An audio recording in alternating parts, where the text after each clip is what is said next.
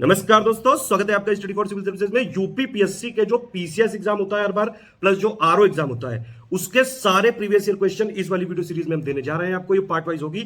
इसकी प्लेलिस्ट भी बना दी गई है। इसकी प्लेलिस्ट की लिंक इसके डिस्क्रिप्शन में दिया हुआ है। पीसीएस और आरओ एग्जाम के लिए बेहद जरूरी सीरीज है। प्लस यूपी पीएससी आयोग जितने एग्जाम कराता है, जहां जीएस आती है, उनके लिए भी मोस्ट इंपॉर्टेंट सीरीज है ये। इसमें ये पूरी कोशिश करी गई कि सारा डेटा लेटेस्ट, अपडेटेड और जो आज भी रेलिवेंट है, जो करंट वाला पोर्शन हटा के जो आज भी स्टैटिक जीएस वाला जो है, आज भी जो रिलेवेंट है, वो सारा डेटा इसमें दिया गया है। वीडियो को लाइक जरूर कर लीजिएगा। 50,000 लाइक हो जाएंगे तो इसकी पीडीएफ फ्री में मिल जाएगी। स्टडी फॉर सिविल सर्विसेज को अगर आप फॉलो करते हैं तो प्लीज हमारा फ्री वाला टेलीग्राम जरूर ज्वाइन कर लीजिए। सिविल सर्विसेज को यूट्यूब में फॉलो करते हैं तो हमारा फ्री वाला टेलीग्राम जरूर ज्वाइन कर लीजिएगा। बेहद जरूरी है ये। यूट्यूब में सारे अपडेट नहीं आ पाते हैं, यहाँ सारे नोटिफिकेशन मिलते हैं। वीडियो में सारे फैक्ट चेक कर लिएगा। फिर भी अगर आपका कोई सजेशन हो, कमेंट हो, कोई फीडबैक, कोई अपडेट लगे तो प्लीज आप वीडियो में जरूर कमेंट करिएगा। स्टडी फॉर सिविल सर्विसेज के पेड ग्रुप चलते रहते हैं। आप अगर हमारा जेन्युइन ऑथेंटिक अगर आपको मटेरियल चाहिए तो सिर्फ ये 3 नंबर है हमारे: 8564880530, 9696066089, 7523864455। मुझे व्हाट्सअप करना चाहते हैं 7838692619। इंस्टाग्राम पे अगर आप हैं तो हमारा पेज जरूर फॉलो कर लीजिएगा। studyforcivil.services है। क्वेश्चंस को एक बार हम लोग फिर से डिस्कस कर लेते हैं। हालांकि इसके पार्ट वाइज जो वीडियोस हैं वो आपको पहले से मिल रहे हैं, जैसे इन्वायरमेंट, पॉलिटी, ज्योग्राफी, हिस्ट्री, ऐसे सेक्शन वाइज मिल रहा है। यहाँ पर मिक्स करके जो डायरेक्ट क्वेश्चन पेपर है वहाँ से पीडीएफ तैयार की गई है।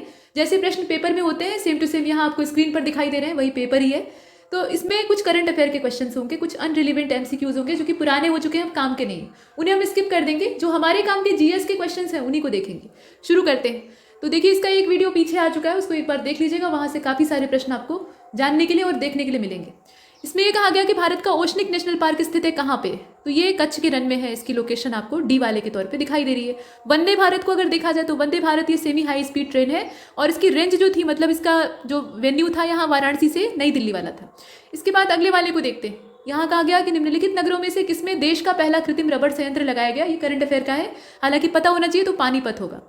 भारत में सबसे बड़ी तेल शोधनशाला यानी बिगेस्ट रिफाइनरी कहाँ पे है? तो यहाँ अगर देखा जाए तो जामनगर। पुराना नहीं पूछ रहा है, बड़ा पूछ रहा है। निम्नलिखित में से भारत का कौन सा राज्य सबसे लंबी तटरेखा वाला राज्य है? गुजरात है। ठीक है, गुजरात की तटरेखा सबसे लंबी है। नेक्स्ट, निम्नलिखित शैल समूहों में से कौन सा भारत में अधिकतम मात्रा में कोयला देता है? तो यहाँ अगर मैक्सिमम अमाउंट में कोल प्रोडक्शन की बात करें तो रॉक्स जो है वो गोंडवाना सिस्टम से बिलोंग करती है। गोंडवाना रेंज है, ध्यान दीजिएगा, धारवाड़ नहीं है। कुछ लोग धारवाड़ लगा देते हैं, लेकिन ये गोंडवाना है। नेक्स्ट, करंट अफेयर का क्वेश्चन है, बेकार है। अब अगले वाले को देखिए। यहाँ भी करंट अफेयर का क्वेश्चन है, लेकिन इसमें एक चीज़ देख लीजिएगा, राम मंदिर के बारे में प्रश्न पूछा जा सकता है। तो फिलहाल इसमें महंत नृत्य गोपाल दास हैं और इसके अलावा स्वामी गोविंद देव गिरी हैं, चंपत राय हैं और नृपेंद्र मिश्रा हैं। इसका बी वाला उसी के हिसाब से मिलान कर लीजिएगा। नृत्य गोपाल दास जी अध्यक्ष थे जो राम मंदिर ट्रस्ट था उसके। और इसके अलावा गोविंद देव गिरी की अगर बात करें तो ये ट्रस्ट के कोषाध्यक्ष या जो खजांची होते हैं, मतलब ट्रेजरी ऑफिसर होते हैं, वो थे। और चंपत राय ये क्या थे? ट्रस्ट के महासचिव थे और मंदिर निर्माण समिति के प्रमुख थे नृपेंद्र मिश्रा। तो इनसे क्वेश्चन बन सकता है। इसके बाद अगले वाले को देखिए। यहाँ पर फिर ऑस्कर अवार्ड के बारे में दिया है, पुराना हो गया है। खेलो इंडिया विश्वविद्यालय, ये खेल कहाँ पर आयोजित किया जाएगा ये आपको बताना है। तो भुवनेश्वर, ठीक है, इसकी जो लोकेशन है वो भुवनेश्वर है। हालांकि ये भी करंट अफेयर से रिलेट करता है। इसके बाद ये तो करंट अफेयर का शुद्ध क्वेश्चन है। नेक्स्ट, यहाँ भी करंट अफेयर का एमसीक्यू है, ये वाला बेकार है। और अगले वाले में देखिए, ये भी करंट अफेयर का है। तो यहाँ तक हमने देखा। और ये रीजनिंग का क्वेश्चन है और रीजनिंग वाला हमें नहीं करना है, हमें सिर्फ जीएस के जो क्वेश्चन है उन्हें कवर करना है। ठीक है, यहाँ बहुत सारे एग्जाम्स के पेपर आपको दिखाई देंगे, वो सिर्फ यूपी पीसीएस का ही नहीं होगा। उसके अलावा जो अनदर डिफरेंट टाइप के एग्जाम्स हैं उनके भी क्वेश्चन, हमें जीएस के क्वेश्चन से मतलब। इसके बाद देखिए अगले वाले को, यहाँ भी वही रीजनिंग वाला क्वेश्चन है। ये सब रीजनिंग वाले क्वेश्चन है, इनको स्किप करते चलिए। आगे देखिए, यहाँ देखिए फिर रीजनिंग का क्वेश्चन, यहाँ हम लोग स्किप करते हैं। हाँ, यहाँ से देखिए, इसमें कहा गया कि उत्तर प्रदेश में किसान समृद्धि आयोग का गठन किस वर्ष में हुआ था? फैक्ट आपको देखने हैं। तो इसका करेक्ट आंसर हो जाएगा 2017। और निम्नलिखित में से जो जनपद दिए हैं उसमें से सबसे कम साक्षरता दर कहाँ पे है? तो सेंसस 2011 का ही अभी चल रहा है और इसको एक बार देख लीजिएगा। बहुत गहराई से अब प्रश्न पूछे जा रहे हैं। जो ऊपर वाले क्वेश्चन थे मतलब सिंपल, वो तो बहुत पहले ही आयोग पूछ चुका है, 10 साल से ज़्यादा पुराना सेंसस हो गया है। तो यहाँ देखिए, साक्षरता दर सबसे कम कहाँ पे? श्रावस्ती में है, अकॉर्डिंग टू 2011 का सेंसस। इसके बाद देखिए, सिंचित क्षेत्र का नहर सिंचाई क्षेत्र कितने प्रतिशत है? तो 30% है। ये सब कुछ सामान्य फैक्ट है। अब यहाँ आपको उद्योग को मिलान करना है उसके क्षेत्र से। तो यहाँ देखिए, पीतल का सामान है यानी ब्रासवेयर है, मैच बॉक्स है, स्पोर्ट्स गुड है और इसके अलावा वुड क्रैविंग है। ये सब है, मतलब लकड़ी की जो नक्काशी होती है वो दी हुई है। अब इसको अगर आप मिलाएंगे तो इसका करेक्ट आंसर बी हो जाएगा। लकड़ी की नक्काशी वाला जो है वो आप किससे मिलाइएगा? उसको मिला लीजिए यहाँ डी वाले को आप मिला लीजिए सहारनपुर से, खेल के सामान को आप मिला लीजिए मेरठ से, पीतल का सामान मुरादाबाद हो जाएगा और माचिस जो है वो बरेली की हो जाएगी। ये इसका सही मैच हो जाएगा। इसके बाद आगे चलते हैं, अगले वाले को देखते हैं। यहाँ उत्तर प्रदेश के प्रमुख लोकगीतों के बारे में दिया है। दारुण है, अवधि है, ब्रज है, करुणा भक्ति सैरा है, ध्रुपद ब्राज करुणा है, इसी प्रकार से और भी दे रखा है। तो नीचे वाला सही है, बिरहा चैती ढोला मैच कर रहा है यूपी के साथ।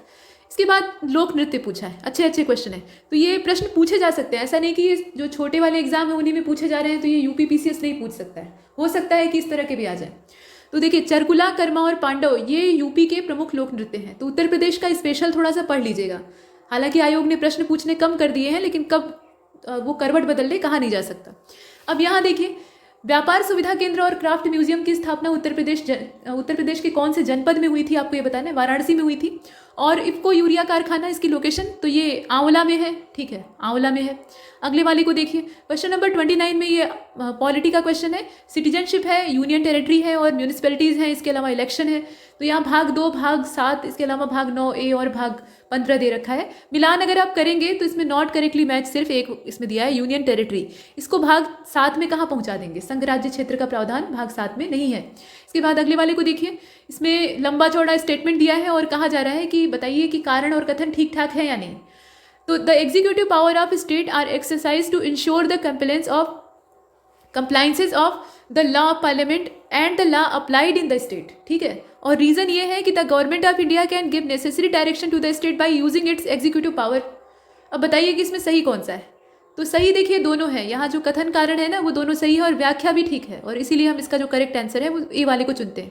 मतलब अपनी कार्यकारी शक्ति या जो कार्यपालिका शक्ति होती है उसका प्रयोग करके भारत सरकार राज्यों को निर्देश दे सकती है और इसमें कहीं भी कोई गलती नहीं। इसके बाद अगले वाले को देखते हैं। क्वेश्चन नंबर 31 में आपसे कहा गया, ये पेपर के हिसाब से 31, तो लिस्ट 1 और लिस्ट 2 आपको मिलानी है। शेड्यूल दिया हुआ है, अनुसूची में क्या प्रावधान है एक बार देख लीजिएगा। जो इंपॉर्टेंट क्षेत्र है या सेक्टर है वो आपको इस पेपर से या इस पूरी सीरीज से जानने के लिए मिल रहे हैं कि आपको कहाँ पर ज़्यादा फोकस करना है रिवीजन करने के लिए। तो यहाँ देखिए 7th शेड्यूल है, 8th शेड्यूल है, 9th है और 10th है। मिलान करके आपको देखना था और इसका जो करेक्ट मैच है वो डी वाला हो जाएगा। डी के अकॉर्डिंग इसको मिला लेंगे, मतलब इसमें पहले वाले का हो जाएगा तीसरा, union state and concurrent list का ये विषय है। मतलब इसमें जो विषय हैं वो शामिल किए गए हैं जो 7th शेड्यूल है उसमें।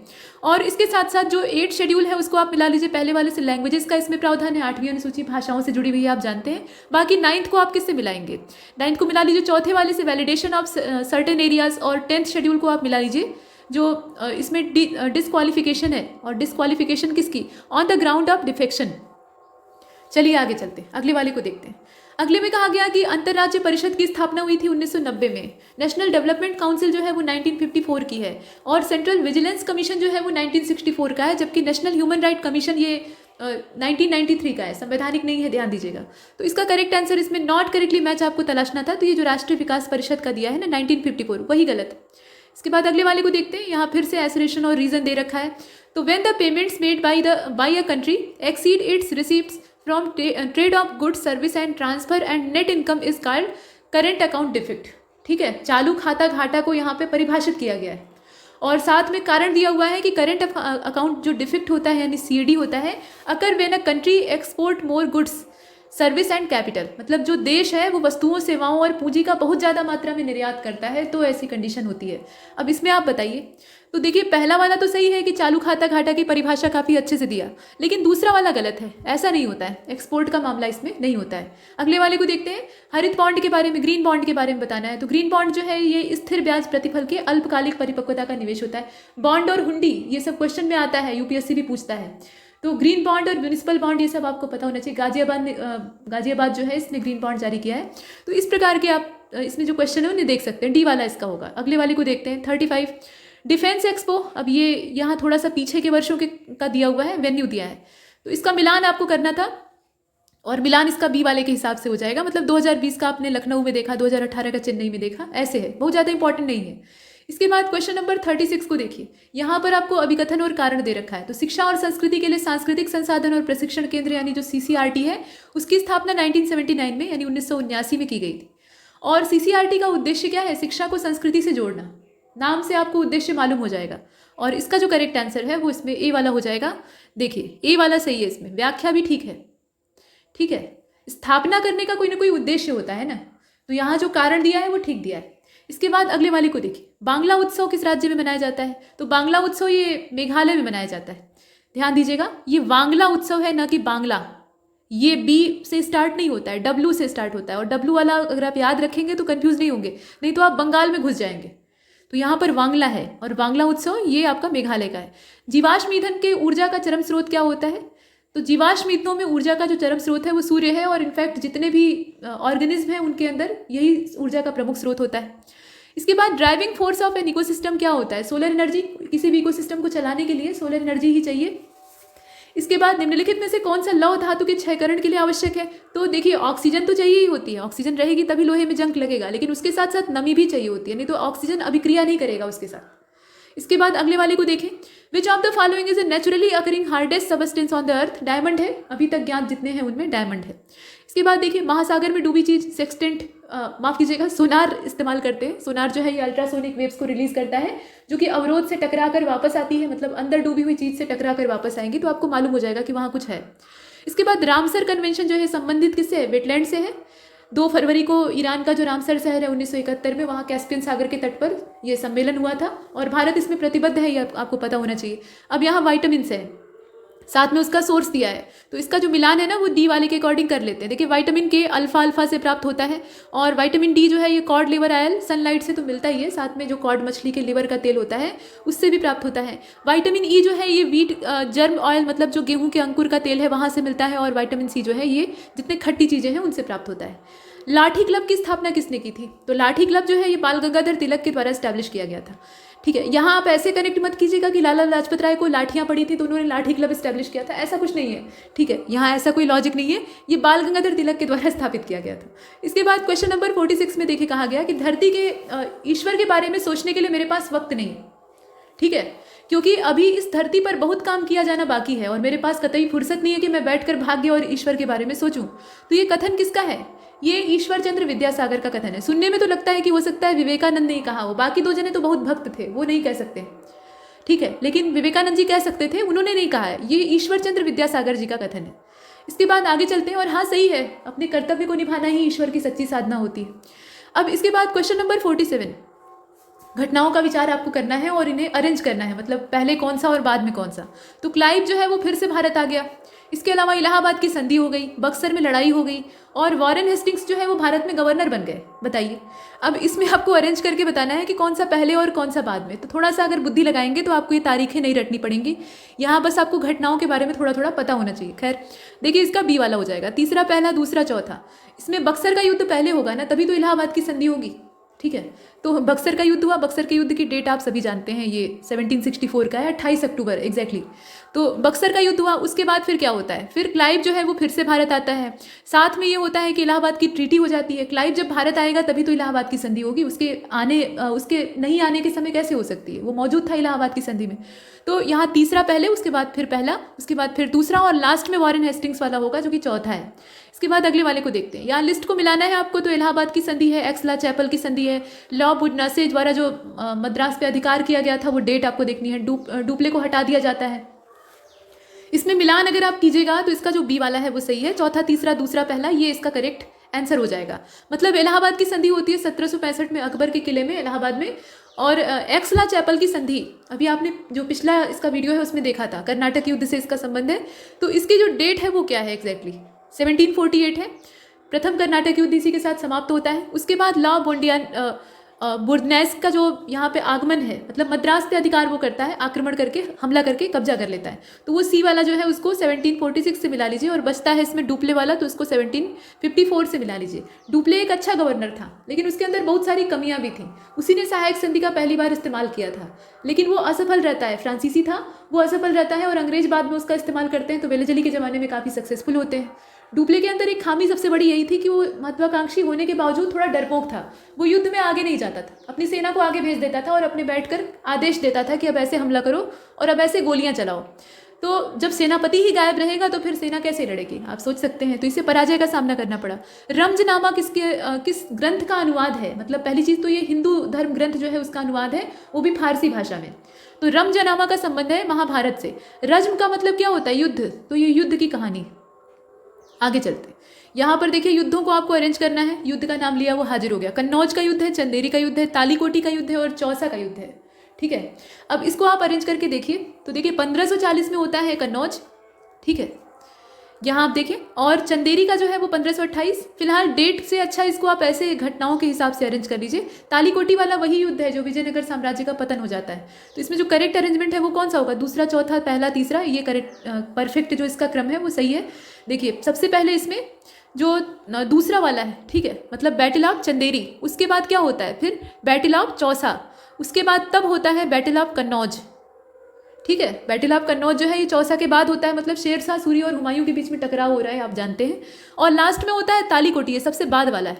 इसके बाद अगले वाले को देखते हैं। 51 को देखिए, यहाँ अरेंज करना है आपको। कुछ मॉडर्न इंडिया या मॉडर्न इंडियन हिस्ट्री की घटनाएं दे रखी हैं। तो गांधी इरविन एग्रीमेंट है, पूना पैक्ट है और पूर्ण स्वतंत्रता की घोषणा, पूर्ण स्वराज की घोषणा, और साथ में सविनय अवज्ञा आंदोलन है। तो इसे अगर आप अरेंज करेंगे तो इसका जो करेक्ट आंसर है वो तीसरा, चौथा, पहला, दूसरा हो जाएगा। गांधी इरविन पैक्ट की जो डेट है, पूना पैक्ट है, इसमें आप आराम से कर सकते थे। ठीक है, सबसे पहले क्या होगा, इसमें पूर्ण स्वराज्य की घोषणा होती है, लाहौर अधिवेशन होता है रावी नदी के तट पे। इसके बाद फिर क्या होता है, सविनय अवज्ञा का जो काम है वो शुरू होता है। इसके बाद तब जाकर जब सविनय अवज्ञा होता है तो अंग्रेज परेशान होते हैं। लॉर्ड इरविन उस समय रहता है, उसे लगता है कि भाई ये तो बखेड़ा खड़ा हो जाएगा, एक तरफ हम भगत सिंह से परेशान हैं, दूसरी तरफ गांधी जी भी लाठी लेके निकल गए, तो ये दिक्कत वाली बात है। तो फिर यहाँ पर समझौता होता है और यहाँ गांधी जी को समझाया बुझाया जाता है कि आप गोलमेज सम्मेलन में जाइए, वहाँ से रास्ता निकलेगा। और लास्ट में होता है पूना पैक्ट। तो इसके बाद आगे चलते हैं 52। यहाँ पर लिस्ट 1 को लिस्ट 2 से मिलाना है। इंडियन एसोसिएशन है, पूना सार्वजनिक सभा है, बॉम्बे प्रेसिडेंसी एसोसिएशन है और मद्रास महाजन सभा है। इसके संस्थापनकर्ताओं के नाम दिए हैं, आनंद चार्लू हैं, सुरेंद्रनाथ बनर्जी हैं, महादेव गोविंद रानडे हैं और फिरोज शाह मेहता हैं। देखिए इसका जो ए वाला है ना वो सही है, दूसरा, तीसरा, चौथा, पहला, उसी हिसाब से इसको मिला लीजिए। इंडियन एसोसिएशन को मिला लीजिए सुरेंद्रनाथ बनर्जी से, पूना सार्वजनिक सभा को आप मिला लीजिए महादेव गोविंद रानडे से, और बॉम्बे प्रेसिडेंसी एसोसिएशन जो है इसको आप मिलाएंगे फिरोज शाह मेहता से, मद्रास महाजन सभा को मिला लीजिए पी आनंद चार्लू से। नेक्स्ट प्रश्न कहा गया कि इंपीरियल गजेटियर, इसके संकलनकर्ता कौन थे, तो ये कोलिन क्लार्क थे या विलियम हंटर थे, तो विलियम विल्सन हंटर इनका नाम था, मतलब WW हंटर भी आप कह सकते हैं, ये इसके संकलनकर्ता थे। इसके बाद 54 में आपसे सुप्रीम कोर्ट के बारे में कहा गया कि सही कौन सा है, तो सर्वोच्च न्यायालय की उस स्वरूप की बात की जा रही है जो सबसे पहले हमारे सामने आता है। कलकत्ता में सर्वोच्च न्यायालय की स्थापना होती है रेगुलेटिंग एक्ट के ही प्रावधानों के द्वारा, वही यहाँ दिया है, और लेमेस्टर इसके प्रथम मुख्य न्यायाधीश थे। तो पहला सही है, दूसरा गलत है। एलिजा इम्पे इसके प्रमुख न्यायाधीश थे, ठीक है, बाकी दो उनके सहयोगी थे, यहाँ पर सिर्फ पहला वाला ही सही है। इसके बाद अगले वाले को देखते हैं। क्वेश्चन नंबर 55 में आपसे कहा गया कि colour of tag use on certificate seed bag, मतलब कहने का तात्पर्य है सर्टिफाइड सीड बैग, मतलब प्रमाणित जो बीज थैलियाँ होती हैं उनके ऊपर जो रंग इस्तेमाल किया जाता है, उसका मतलब टैग इस्तेमाल किया जाता है वो खास रंग का होता है। तो रंग कौन सा होता है आपको ये बताना है, ब्लू होता है। अब यहाँ पर कुछ जानकारी है, जैसे कि देखिए certified seed tag are blue, registered are purple, ठीक है। सर्टिफाइड जो होते हैं वो कैसे होते हैं, उनका जो टैग है वो नीले रंग का होता है, जो रजिस्टर्ड होते हैं वो पर्पल कलर यानी जो बैगनी कलर होता है उसके टैग को धारण करते हैं, और जो फाउंडेशन टैग है वो कैसे होते हैं, वो वाइट कलर के होते हैं। तो रंग देखकर आप अंदाजा लगा सकते हैं। इसके बाद सही सुमेलित आपको यहाँ तलाशना है, तो सहकारिता आंदोलन है, इटावा पायलट प्रोजेक्ट है, अधिक अन्न उपजाओ ये कैंपेन है, और इसके अलावा सेवाग्राम प्रोजेक्ट भी दे रखा है। तो शुरुआत करने वाले लोग कौन से हैं, अब इसमें मिलान पहले से है, सिर्फ आपको ये देखना है कि करेक्ट कौन सा है, यानी बाकी 3 गलत हैं। तो सिर्फ यही इटावा पायलट प्रोजेक्ट जो है ये अल्बर्ट मायर से बिलोंग करता है, बाकी जितना दिया है वो सब गलत है। देखिए इसमें ये करंट अफेयर का है, इसको छोड़ देते हैं। यहाँ पब्लिक प्राइवेट जो पार्टनरशिप के आधार पे लॉन्च किया गया था बस सेवा, वो दिया हुआ है। अब इसके बाद 58 में कहा गया कि सर्वाधिक फसल क्षेत्र किसके, फसल क्षेत्र की अगर बात करें तो इसमें कौन सा सुमेलित नहीं है।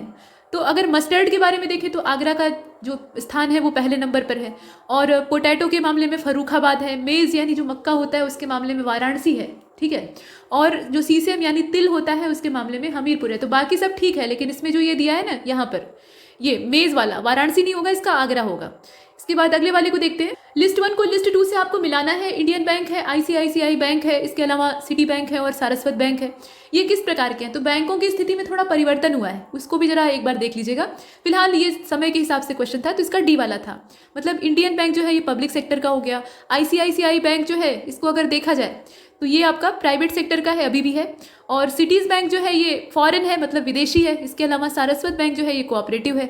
अभी बैंकों की स्थिति में काफ़ी आमूल-चूल बदलाव हुआ है और होगा भी, तो यहाँ ध्यान दीजिएगा कि कौन सा सरकारी से प्राइवेट हुआ है या कौन सा विलय हो गया। इसके बाद कौन सा कथन यहाँ पे सत्य है ये आपको देखना है। कथन कारण दे रखा है, कहा गया कि under operation twist RBI simultaneously sell short term securities and buy long term securities. मतलब ये जो शॉर्ट टर्म सिक्योरिटीज है उनको बेच रहा है और लॉन्ग टर्म सिक्योरिटीज को खरीद रहा है। रीजन क्या है? The main objective of this operation is to promote long term investment. जो दीर्घकालिक निवेश है यानी लॉन्ग टर्म इन्वेस्टमेंट है उसको बढ़ावा देना, ये इसका पर्पज है। तो आप बताइए सही क्या है? सही है दोनों। आरबीआई का यही मेन पर्पज इसके पीछे। लॉन्ग टर्म इन्वेस्टमेंट जो होता है ये इकोनॉमी के लिए ज़्यादा फायदेमंद होता है तुलनात्मक रूप से शॉर्ट टर्म इन्वेस्टमेंट के, तो इसके लिए खरीदने बेचने वाला काम चल रहा है। अब यहाँ देखिए, निम्नलिखित में से व्यवसाय का सामाजिक उद्देश्य क्या है? नवाचार है, रोजगार सृजन है, या व्यावसायिक समन्वय है, या जोखिम प्रबंधन है? तो एम्प्लॉयमेंट जनरेशन करना ये तो कॉमन सेंस का क्वेश्चन है। अगर आपसे पूछा जाए कि बिजनेस का जो सबसे मेन ऑब्जेक्टिव है वो क्या है, तो पहले तो वो रोजगार देगा ना, उसके बाद ही कुछ करेगा, और रोजगार से ही सब कुछ होता है, यहाँ संचालन ही होता है। तो एम्प्लॉयमेंट को जनरेट करना।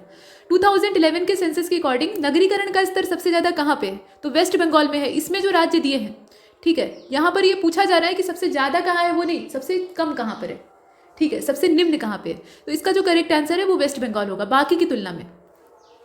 यहाँ ये देखना है आपको कि निम्नलिखित में से कौन सा, ऐसा नहीं कि सबसे कम वाला और सबसे ज़्यादा वाला देखेंगे, वो भी हो सकता है, लेकिन यहाँ पर मूल रूप से आपको 4 पर ही ध्यान देना है।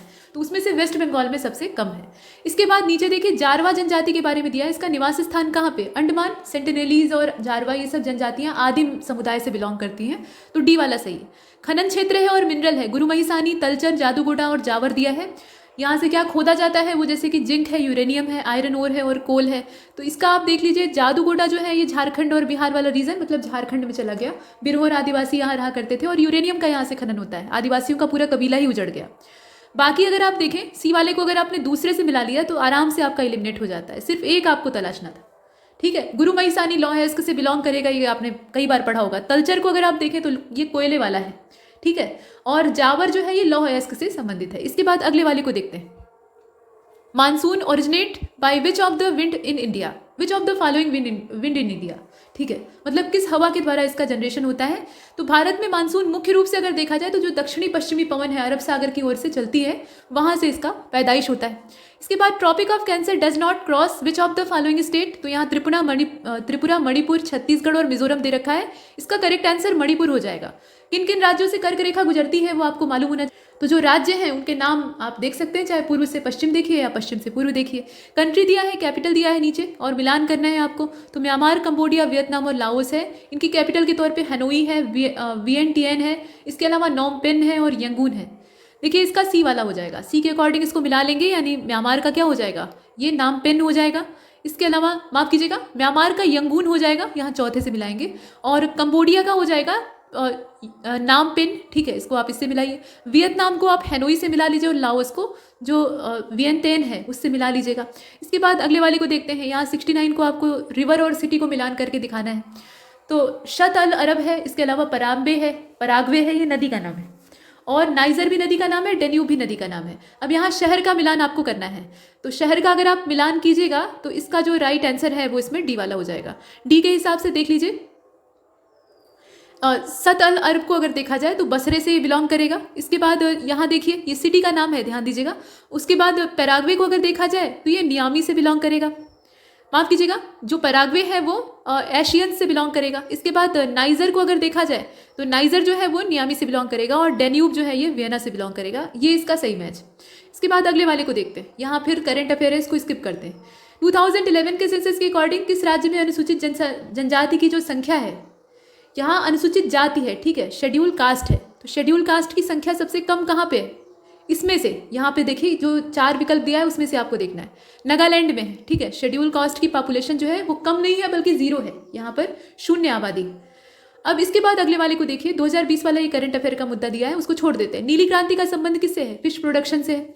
और विच of the following river is the Chitrakoot जलप्रपात, मतलब किस नदी पर चित्रकूट जलप्रपात जो है वो लोकेट करता है, बस आपको ये बताना है। तो इंद्रावती नदी जो है उसी पर लोकेट करता है।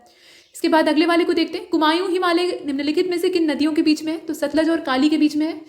यहाँ देखिए, राष्ट्रीय वनीकरण और पारिस्थितिकी विकास बोर्ड यानी national afforestation and eco development board, ये सेटअप किया गया था गवर्नमेंट ऑफ इंडिया के द्वारा 1992 में, 1992 में। नेक्स्ट, निम्नलिखित में से कौन सा 29 जून 2020 को मनाए गए सांख्यिकी दिवस? तो बस इसमें आपके काम का क्या है, 29 जून 2020 को भी जाने देते हैं, 29 जून को मनाया जाता है स्टैटिक्स डे, ठीक है, सांख्यिकी दिवस। इसके बाद अगले वाले को देखते हैं। यहाँ लगातार एक क्रम से करंट अफेयर के क्वेश्चंस हैं, उनको छोड़ते हैं। अब इसके बाद मातृभाषा दिवस की तारीख पूछी जा रही है, उसको देख लीजिए। 21 फरवरी की जो तारीख है उसमें अंतर्राष्ट्रीय मातृभाषा दिवस मनाया जाता है। इसके बाद अगला भी करंट अफेयर का है, ये नेक्स्ट करंट अफेयर के ही चल रहे हैं, यहाँ भी वही चीज़ है। हाँ, एक चीज़ देख लीजिए, एक भारत श्रेष्ठ भारत, ये जो स्कीम है इसके बारे में अगर देखा जाए तो इसका उद्देश्य क्या है? उद्देश्य है इसका कि देश के विभिन्न सांस्कृतिक गतिविधियों द्वारा राष्ट्रीय एकता को मजबूत करना, एकीकरण पर बढ़ावा देना। इसके बाद अगले वाले को देखते हैं। यहाँ पर फिर जो रीजनिंग वाला क्वेश्चन है वो आ गया है, मतलब कोडिंग दी हुई है, कूट भाषा में आपको देखना है। रेलगाड़ी और समय वाला है, यहाँ भी कोड वर्ड है। इसके बाद यहाँ रविवार और कैलेंडर वाले क्वेश्चन है। साथ में यहाँ स्वप्न का जैसे वास्तविकता से संबंध है, वैसे मिथ्या का किससे संबंध है आपको बताना है, तो सत्य से संबंध है। ये सब रीजनिंग के क्वेश्चन है। आप चाहें तो इन्हें प्रीवियस ईयर जो क्वेश्चन पेपर है उन्हें डाउनलोड करके प्रैक्टिस कर सकते हैं। हाँ, यहाँ से देखिए, इसमें कहा जा रहा है कि लेदर टेक्नोलॉजी पार्क कहाँ पे है, तो उन्नाव में है, ठीक है, इसकी लोकेशन उन्नाव में है। Next, When was the state higher education council establish in UP, तो 1995 इसकी डेट है। और नीचे आपसे पूछा जा रहा है कि कौन सा सुमेलित नहीं है, तो जो इसमें पहला वाला है वही मिसमैच है, इसमें आप लखनऊ देख रहे हैं, IIVR, बाकी सभी सही है। फिर अगले वाले को देखिए, यहाँ पर उत्तर प्रदेश का ही जीके है और इसमें कहा गया कि गोटे का कार्य जो है वो लखनऊ और वाराणसी दोनों जगह होता है, और पीतल की मूर्तियाँ बनाने का काम मथुरा में होता है, ताला बनाने का काम अलीगढ़ में होता है, बेत की छड़ियाँ वाराणसी में बनती हैं। तो इसमें बाकी जो है वो तो सुमेलित है, हालांकि बेत का काम अन्य जगहों पर भी होता है, लेकिन पीतल की मूर्ति वाला कतई मथुरा से मैच नहीं कर रहा है। इसके बाद अगले वाले को देखिए, यहाँ मेला और जनपद मिलाना है, तो देवी पाटन मेला ये कहाँ लगता है, और उसके अलावा कंपिल मेला है, बटेश्वर मेला है और ददरी मेला है। इसमें ददरी मेला जो है ये ददरी घाट है, गंगा नदी के किनारे बना हुआ घाट है, तो ये बलिया में लगता है। तो डी का तो हो गया चौथा, लेकिन डी के चौथे के तौर पे इसमें 2 विकल्प थे, तो इसका सी वाला सही था।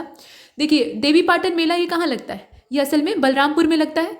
और कंपिल फेयर जो है इसको अगर आप देखें तो ये फर्रुखाबाद का है, बटेश्वर मेला ये आगरा का है, और ददरी जो है ये बलिया का है।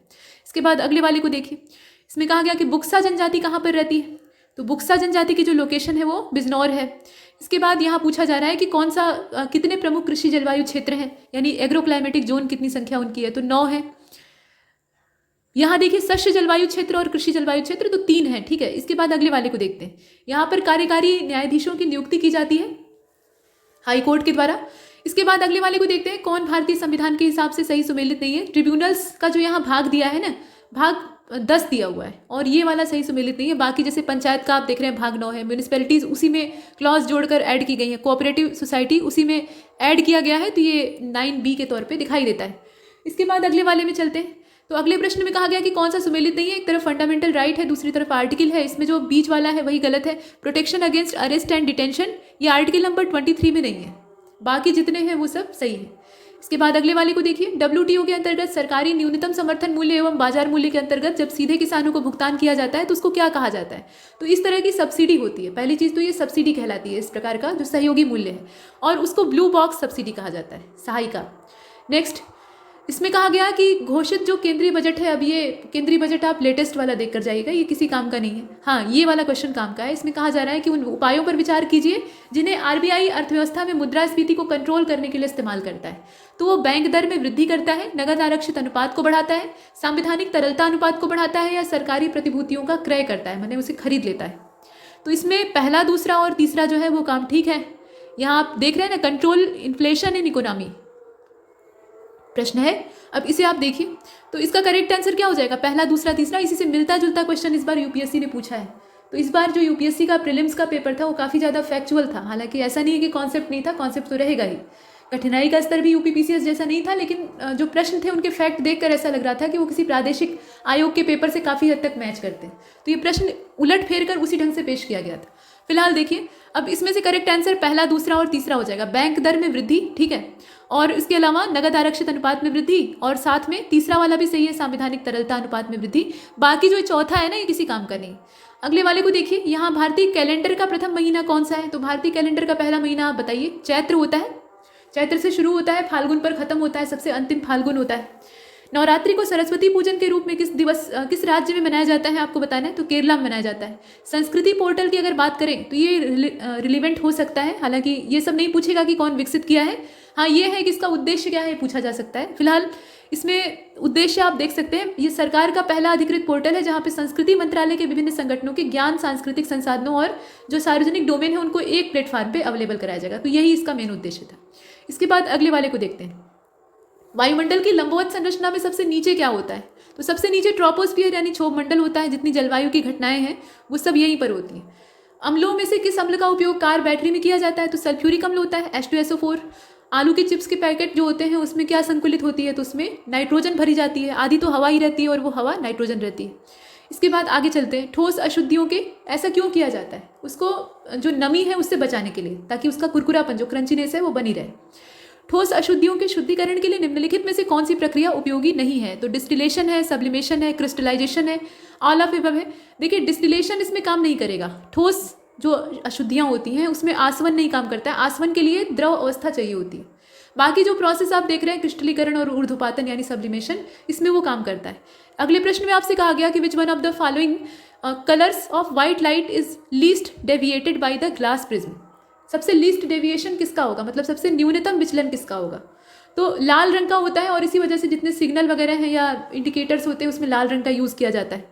हींग कहाँ से प्राप्त होती है, तो आपने पिछले वाले वीडियो में देखा था कि एक प्राकृतिक उत्पाद है, पेड़ से प्राप्त होता है। लेकिन पेड़ का जो जड़ वाला हिस्सा होता है वहाँ से जो एक्सट्रैक्शन प्राप्त होता है उससे हम हींग प्राप्त करते हैं। इसके बाद त्रिकोष्ठीय हृदय किस में पाया जाता है, मतलब 3 चैम्बर्ड हार्ट किस में होता है, तो ये असल में एम्फीबियंस यानी उभयचरों के अंदर होता है। हल्दी घाटी के युद्ध में महाराणा प्रताप के अलावा राजपूत सेना का सेनापति कौन था, तो ये हकीम सूर थे। अगले वाले को देखिए।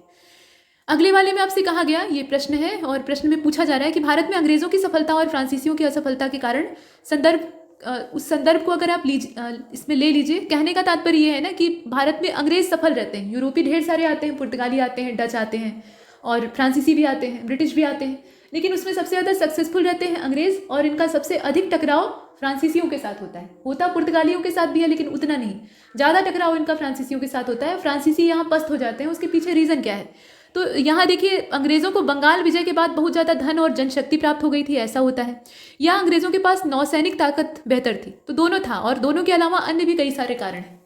इनकी सबसे अच्छी बात तो ये थी कि रणनीति इनकी काफ़ी बेहतर थी। और सबसे मुख्य जो फ्रांसीसियों के अंदर कमी थी, उनका नियंत्रण सरकारी हाथ में था, मतलब जो राजा थे उनके हाथ में था। और इस मामले में फिर जो निजी लाभ कमाने की इच्छा शक्ति होती है वो आदमी को व्यवसाय करने या आगे बढ़ने के लिए ज़्यादा प्रेरित करती है, तो वो इच्छा शक्ति इनके अंदर नहीं थी या कम मात्रा में थी। ये सरकारी आदेश के गुलाम थे। इसके बाद क्वेश्चन नंबर 117 को देखिए। यहाँ पर कहा गया कि एक्ट है और वर्ष है, नॉट करेक्टली मैच कौन सा है बताइए। तो पहला वाला ही इसमें गलत है, जिसमें prevention of sedition meeting act, मतलब जो राजद्रोही सभा होती हैं उनको रोकने के संबंधी जो अधिनियम है ये 1908 का नहीं है। बाकी विस्फोटक पदार्थ अधिनियम ये 1908 का है और फौजदारी कानून वाला भी उसी समय का है। समाचार पत्र जो अपराध के लिए प्रोत्साहन देते हैं उस मामले में जो अधिनियम था वो भी 1908 का है। इसके बाद अब अगले वाले को देखिए, यहाँ विद्रोह दिया है, विद्रोह से क्वेश्चन आते हैं। तो रंपा रिबिलियन है, पाबना पीजेंट मूवमेंट है और बंगाल इंडिगो रिवोल्ट है। इसके अलावा जयंतिया विद्रोह है, गारो खासी जयंतिया, वो पूर्वोत्तर वाला रीजन। तो मिलान करना था आपको, समय का मिलान करना था और इसका जो करेक्ट आंसर है वो इसमें बी वाला हो जाएगा। रंपा रिबिलियन को आप किससे मिलाइएगा, 1879 80 वाला, और उसके बाद पाबना को मिला लीजिए सीधा 1873 76 वाला। उसके बाद बंगाल इंडिको वाला जो रिवोल्ट था उसको मिला लीजिए 1859 से 60 वाला।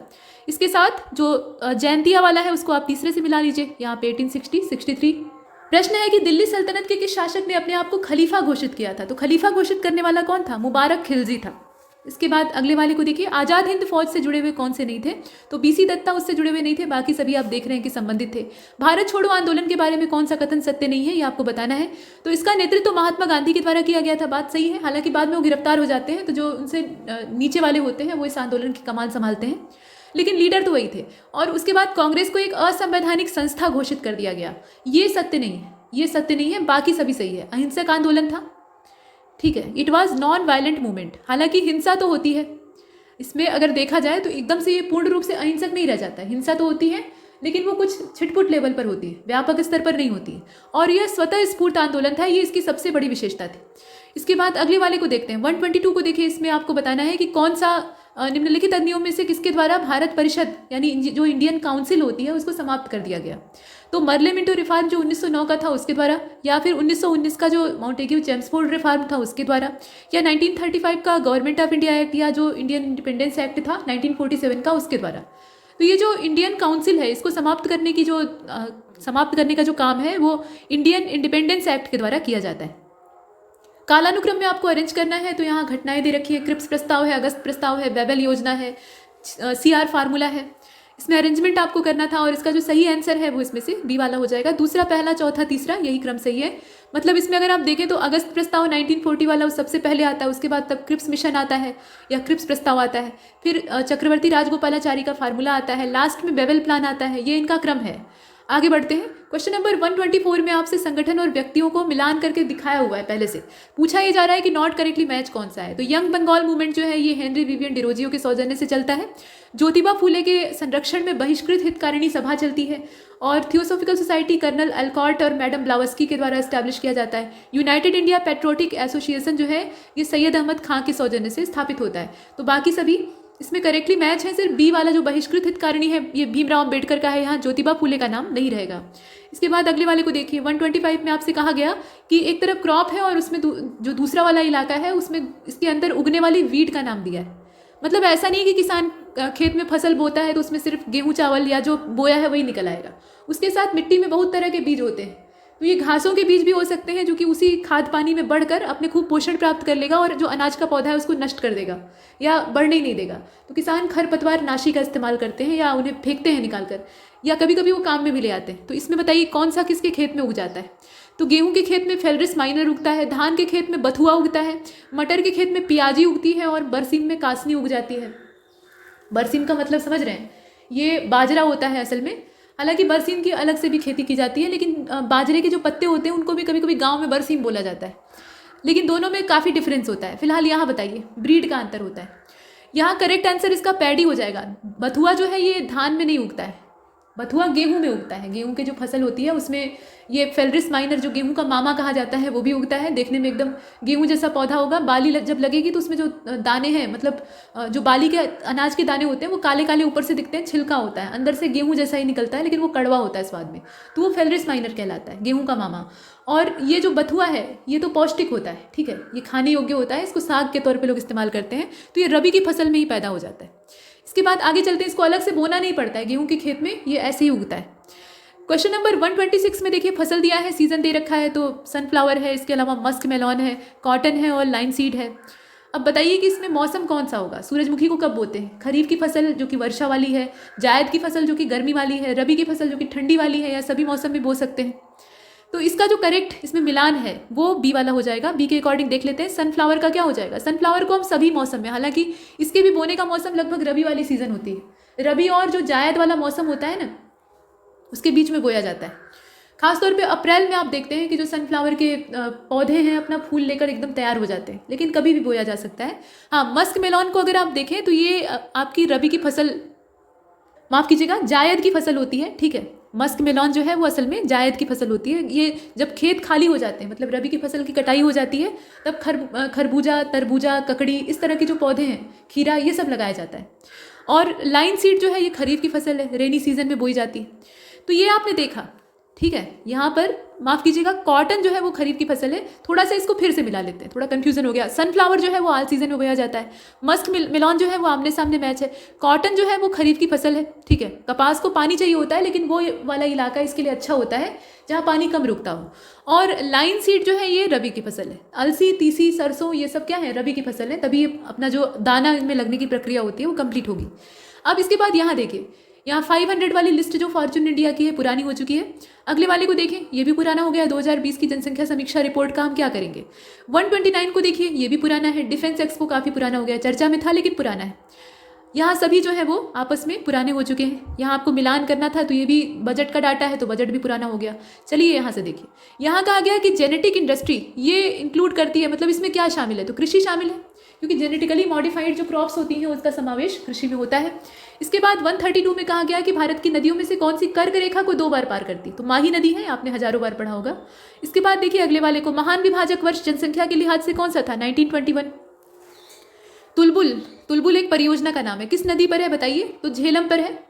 नेक्स्ट क्वेश्चन नंबर 135 में आपसे कहा गया है कि जो कथन दिए हैं उस पर विचार करके बताइए कि रिहंद बांध सोन नदी की एक सहायिका पर बना हुआ है, ठीक है। और हीराकुंड जो बांध है वो महानदी पर बना है। तुंगभद्रा परियोजना आंध्र और कर्नाटक का साझा प्रोजेक्ट है। और मैथान पहाड़, ये माफ कीजिएगा, मैथान बांध जो है वो दामोदर की एक सहायक नदी बराकर पर बना हुआ है। ये कुछ दिया हुआ है, 4 स्टेटमेंट है, उसमें से आपको जो सही है उसकी तलाश करनी है, तो सभी सही है, कुछ गलत नहीं है इसमें।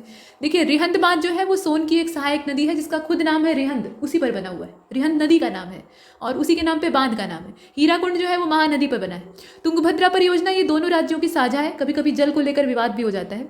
और मैथान बांध ये दामोदर की एक सहायिका है बराकर, उस पर बना है। इसके बाद अगले वाले को देखते हैं। भारत सरकार का हरित अधिकरण मतलब जो एनजीटी है, नेशनल ग्रीन ट्रिब्यूनल, उसकी स्थापना कब हुई थी? 2010 में। पर्यावरण संबंधी जितने भी मामले होते हैं उनको तत्काल निपटान के लिए इसको गठित किया गया था। इसके बाद कौन सा सुमेलित नहीं है यहाँ आपको ये बताना है, तो कजाकिस्तान, यहाँ का जो आयरन और प्रोड्यूसिंग एरिया है वो असल में कारागंडा है। यूक्रेन का इस प्रकार का प्रोड्यूसिंग जो एरिया है वो क्रिवोग्राग है। जर्मनी का नॉर्मंडी है और पिरिनीज जो है ये फ्रांस का है। देखिए इसमें जर्मनी वाला नहीं सही मैच है, बाकी सब तो सही है।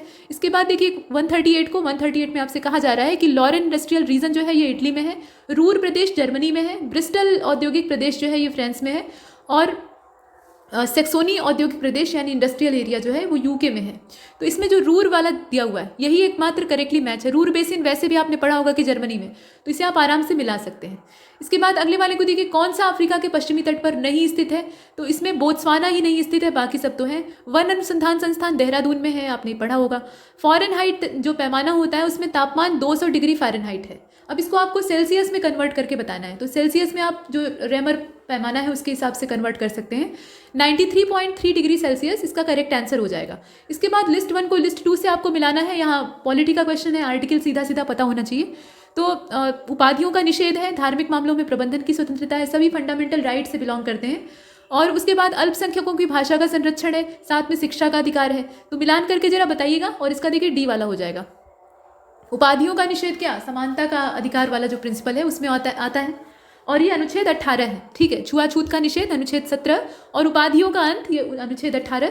तो अगर आपने ए को पहले से मिलाया, माफ कीजिएगा, ए को अगर आपने तीसरे से मिलाया तो इसका जो सही मिलान है वो वैसे भी आपको पकड़ में आ जाएगा, क्योंकि ए वाला नहीं हो सकता, उसमें जो मैच किया है वो परफेक्ट नहीं है। अब देखिए धार्मिक मामलों के प्रबंधन की जो आज़ादी है वो अनुच्छेद 26 में बिलोंग करती है, इसको आप बी वाले को चौथे से मिला लीजिए। अल्पसंख्यकों को भाषा की स्वतंत्रता, ये आपका आर्टिकल नंबर जो यहाँ आप देख रहे हैं, अल्पसंख्यकों की भाषा की स्वतंत्रता आर्टिकल नंबर 29 में है, और यहाँ शिक्षा का अधिकार जो है ये 21 क में है।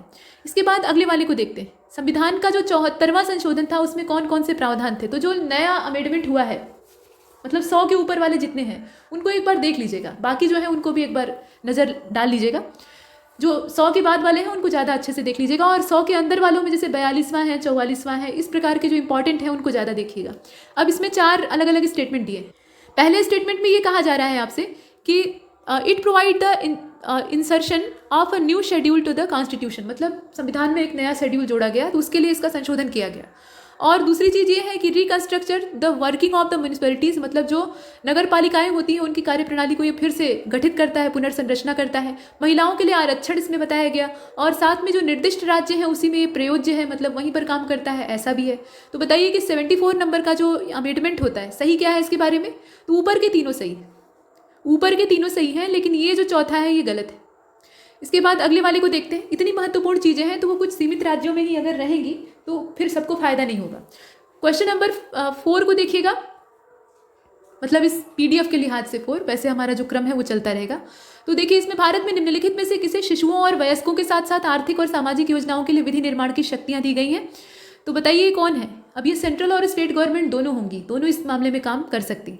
सभी समाज सुधारक मानवतावादी हैं और ये सत्य है, तो यहाँ पे आपको तर्क वाक्य से सिद्ध करना है। अब इसमें वैसे तो इसका आंसर डी है, लेकिन ये रीजनिंग का क्वेश्चन है, ये इकोनॉमी का क्वेश्चन नहीं है। नेक्स्ट, अब यहाँ देखिए, यहाँ सब्जेक्ट दिया है और भारतीय संविधान के अनुच्छेद दिए हैं। तो अंतर्राष्ट्रीय विधि के प्रति आदर बनाए रखना, आदर बढ़ाना, प्राणियों के प्रति दया भाव रखना, ज्ञानार्जन की सुधार की भावना का विकास करना, ये सब। और राज्य की लोक सेवाओं में न्यायपालिकाओं को न्यायपालिका को कार्यपालिका से अलग रखना। आर्टिकल कौन सा है बस आपको यही देखना है। तो इसका जो करेक्ट आंसर है वो इसमें बी वाला हो जाएगा। बी वाले के अकॉर्डिंग ही मिला लेंगे। मतलब अगर देखा जाए यहाँ आदर बढ़ाने की बात, तो ये अनुच्छेद 51 ग से बिलोंग करेगा। प्राणियों के प्रति दया भाव रखने की अगर बात करें तो ये अनुच्छेद 51 क से बिलोंग करेगा। ज्ञानार्जन, सुधार और भावना के विकास वाली जो बात है वह अनुच्छेद 51 ए एच से बिलोंग करेगी। हालांकि बहुत इसमें थोड़ा सा टेढ़ी चीज़ें हैं, बहुत गहराई से आपको पढ़ना पड़ेगा। इसके क्लॉज देख रहे हैं, जो सब क्लॉज हैं वो भी साथ में बने हुए हैं, तो एक एक चीज़ आपको पता होनी चाहिए। तो इस हिसाब से इसको मैच करेंगे और लास्ट वाला जो है वो तीसरे से मिल जाएगा। अगले वाले को देखिए, ये रीजनिंग का क्वेश्चन आ गया। इसमें एक क्रम से चल रहा है, ये सभी रीजनिंग के क्वेश्चन है। यहाँ पे ये करंट अफेयर का क्वेश्चन है, ठीक है, पहला, और उसके बाद 12वां। हाँ, 12वें को देख लीजिए। यहाँ का आ गया कि विश्व रैपिड चैंपियन शतरंज प्रतियोगिता। तो ये हो सकता है कि करंट अफेयर में जाए, लेकिन यहाँ इसकी जो जानकारी है वो इंपॉर्टेंट है। पहला वाला सही था, कोनेरू हम्पी। इसके बाद अगले वाले को देखें। यहाँ पर फिर से वही जो करंट अफेयर के एमसीक्यूज हैं वो लगातार आ रहे हैं, इसे स्किप करते हैं। चलते हैं 16वें की ओर, और 16वें को देखते हैं। ऊर्जा संयंत्र और ऊर्जा के प्रकार दिया है। चमेरा है, ग्वाल पहाड़ी है, कुदानकुलम है, मतलब कुडनकुलम है असल में, और परतातु है। ये किस ऊर्जा से संबंधित है, इसको मिलान आपको करना था। और इसका जो करेक्ट आंसर है वो डी वाला हो जाएगा। मतलब चमेरा को आप मिला लीजिए हाइड्रो पावर से, ठीक है, ग्वाल पहाड़ी को मिला लीजिए सोलर पावर से, कुडनकुलम को किससे मिलाएंगे, एटॉमिक पावर से मिला लीजिए, और जो अंत में बचा है परतातु, उसको थर्मल पावर से मिला लीजिए। नेक्स्ट, कथन दिया है और कारण दिया है। तो कहा जा रहा है कि जो भूगर्भ सर्वेक्षण हुआ है उसके हिसाब से भारत में जो सभी प्रकार के कोयले हैं, हर कोटि के कोयले हैं, उनका कुल भंडार 293.50 करोड़ टन है। पुराना डाटा है, अब नया आपको यहाँ पता होना चाहिए। फिलहाल कारण ये दिया है कि झारखंड में कोयले के कुल भंडारित भंडार का या प्रमाणित भंडार का आधा से अधिक 2 ही राज्यों में है, झारखंड और ओडिशा। ये इसका रीज़न है। तो आप जानते हैं कि बात तो दोनों ठीक है, लेकिन रीज़न ये कोई हो नहीं सकता कि बस 2 ही राज्यों में है इसी वजह से ऐसा हो रहा है, ये बात नहीं, ठीक है। तो दोनों सही है, लेकिन व्याख्या ठीक नहीं थी। अगले वाले को देखिए।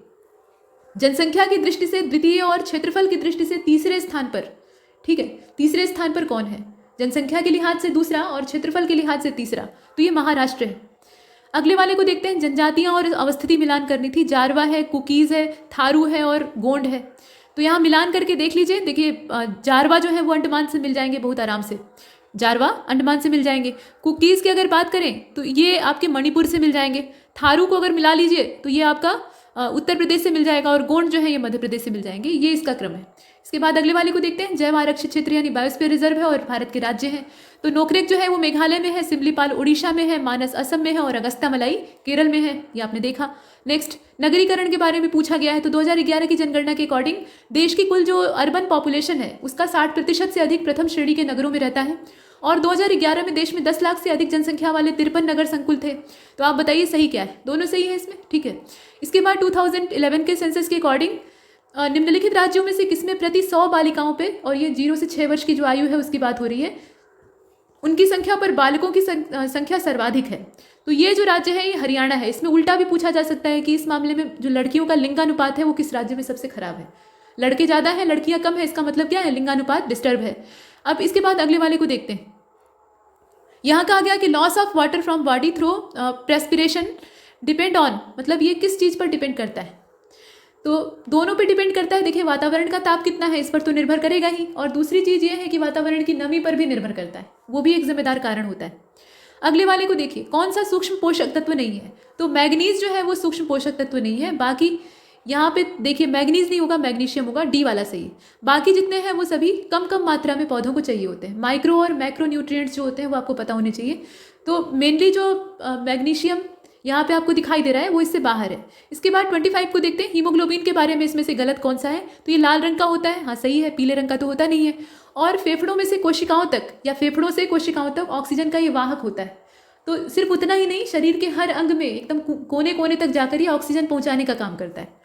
और ये कुछ अम्लीय प्रवृत्ति का होता है, ठीक है, इसका जो नेचर है वो अम्लीय होता है। ये ऊतकों में फेफड़ों तक, ऊतकों से फेफड़ों तक कार्बन डाइऑक्साइड को फिर वापस ले आने का भी काम करता है। तो बाकी सब इसका सही है, लेकिन ये अम्लीय नहीं होता है, कुछ पार्शियली बेसिक होता है, यानी क्षारीय प्रवृत्ति का होता है। इसके बाद अगले वाले को देखते हैं। मतलब रक्त का जो आप नेचर पढ़ते हैं ना, उसमें पीएच मान पढ़ते हैं, तो वही हीमोग्लोबिन का भी हो गया, उसमें अलग थोड़ी ही होगा। यहाँ देखिए, which of the following duties have been prescribe by the Indian constitution as fundamental duty. तो यहाँ देख लीजिए, देश की रक्षा करना फंडामेंटल ड्यूटी में जो 11 मूल कर्तव्य हैं कौन कौन से हैं ये आप देख लीजिएगा एक बार। देश की रक्षा करना, आयकर अदा करना, मतलब इनकम टैक्स अदा कर रहे हैं, और हमारी सामसिक जो संस्कृति है, ठीक है, और गौरवशाली परंपरा है उसका परिरक्षण करना, सार्वजनिक संपत्ति की सुरक्षा करना। तो इसमें पहला, तीसरा, चौथा तो ठीक है, लेकिन टैक्स अदा करने की बात इसमें कहीं नहीं कही गई है। नागरिक कर्तव्य में हालांकि ये भी होना चाहिए, टैक्स की चोरी करेंगे तो भाई गड़बड़ हो जाएगा, फिर देश की प्रगति रुक जाएगी। फिलहाल इसका डी वाला सही। इसके बाद अगले वाले को देखते हैं। यहाँ 28 में 2 स्टेटमेंट है। तो कहा गया कि भारत में मंत्रिपरिषद संयुक्त रूप से लोकसभा और राज्यसभा दोनों के प्रति रिस्पॉन्सिबल होती है, ठीक है। और रीजन ये है कि लोकसभा और राज्यसभा जो दोनों हैं, दोनों के सदस्य संघीय सरकार में मंत्री बनने की पात्रता रखते हैं। तो देखिए इसमें पहला तो गलत है। जो काउंसिल ऑफ मिनिस्टर होती है वो लोकसभा के प्रति ही उत्तरदायी होती है, राज्यसभा से उसका कोई कनेक्शन नहीं होता है खास। और रीज़न अगर देखा जाए तो वो सही दिया है, मतलब कारण जो है वो अपने स्वतंत्र रूप से सही है कि members of both Lok Sabha and Rajya Sabha are eligible to become minister in union government. इसके बाद अगले वाले को देखते हैं। Arrange the following committee on Panchayati Raj in chronological order and select the correct answer. तो यहाँ देख लीजिए, राव कमेटी है, एल एम सिंघवी कमेटी है, बी आर मेहता कमेटी है और अशोक मेहता, बी आर मेहता मतलब बलवंत राय मेहता और अशोक मेहता कमेटी है। तो इसका जो करेक्ट मैच है, सबसे पहले इसमें हम किसको रखेंगे? जो बलवंत राय मेहता कमेटी है वो सबसे पुरानी है, तो उसको पहले रख दीजिए और उतना करने से ही आपका काम हो जाएगा, उतने से ही आंसर पता लग जाएगा, बाकी में जाने की आवश्यकता नहीं थी। खैर उसको भी देख लेते हैं। तो बलवंत राय मेहता के बाद अशोक मेहता, अशोक मेहता के बाद राव कमेटी और सबसे लास्ट में आती है एल एम सिंघवी, ठीक है, एल एम सिंघवी कमेटी सबसे अंतिम में।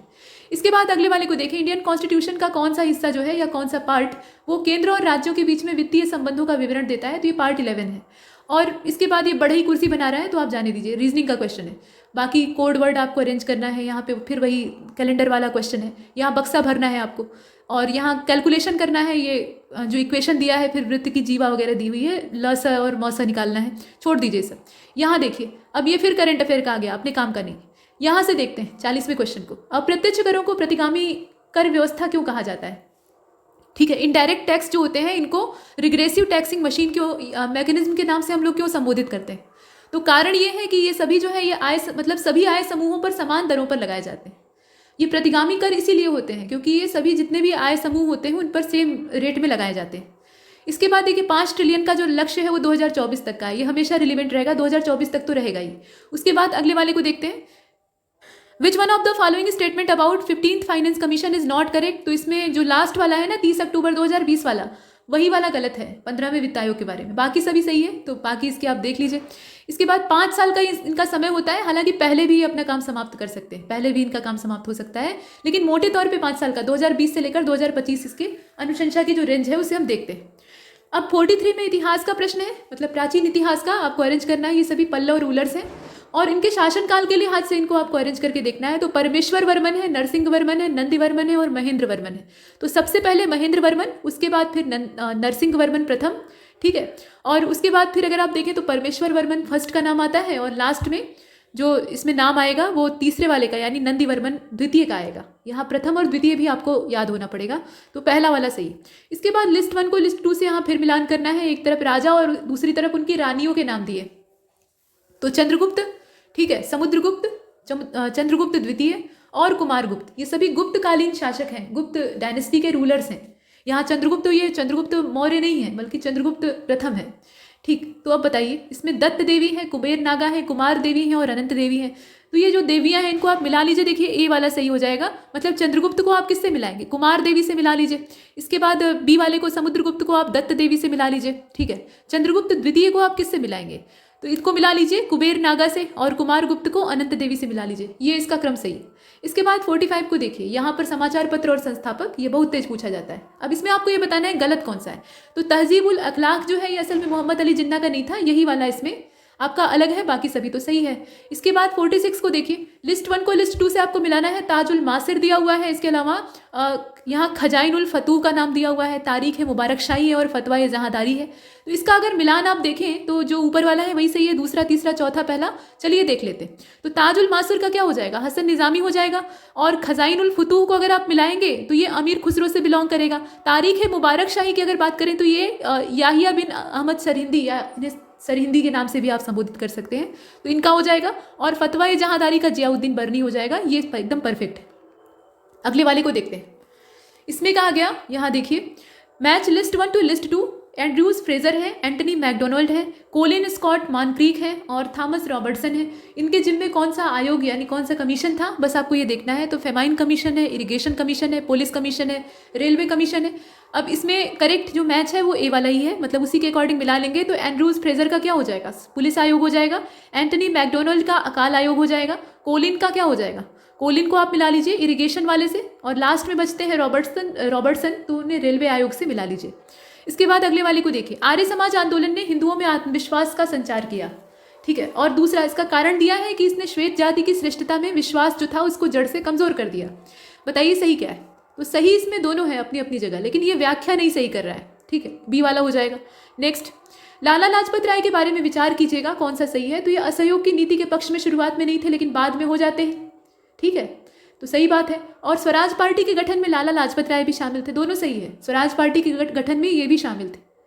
तो इसमें शुरुआत में ये पक्ष नहीं लेते हैं, लेकिन बाद में उसे सपोर्ट करते हैं। और जब अंत में गांधी जी इसको रद्द कर देते हैं चौरी चौरा के बाद, मतलब असहयोग आंदोलन को, तो ये लाला लाजपत राय जी उसका विरोध भी करते हैं। इसके बाद आगे देखते हैं क्वेश्चन नंबर 50 को देखिए, विलय का सिद्धांत, इसके तहत निम्नलिखित राज्यों के विलय पर विचार कीजिएगा।